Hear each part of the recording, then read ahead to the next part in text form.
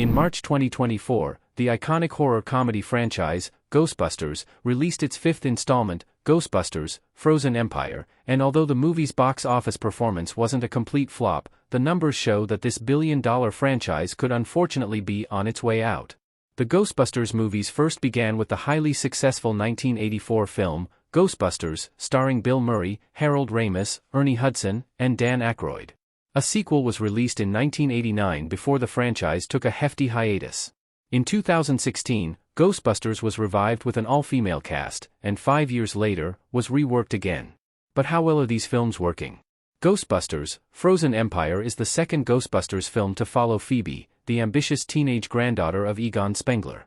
In it, she and her family return to New York City to take up the mantle of the Ghostbusters. However, things prove complicated when Phoebe is forced from the team and a new, mythological spirit starts causing serious trouble. Overall, Frozen Empire made $160 million at the box office and earned a 43% on Rotten Tomatoes. Audiences were more forgiving, offering up an 83% regardless. Ghostbusters, Frozen Empire has proven a scary truth about the ghost hunting franchise. Ghostbusters, Frozen Empire may not make a profit, despite passing $150 million at the box office. Frozen Empire's budget hurts its box office earnings. The first fact that casts a shadow over Ghostbusters, Frozen Empire's box office earnings is the fact that the movie didn't break even.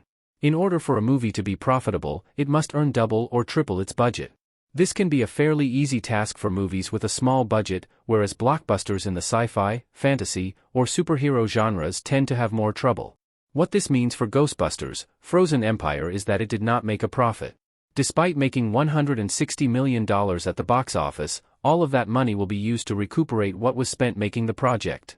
Therefore, the movie could be considered a failure in that respect. It made back what it used, but did not go much beyond that. Ultimately, this fact reflects poorly on the Ghostbusters franchise.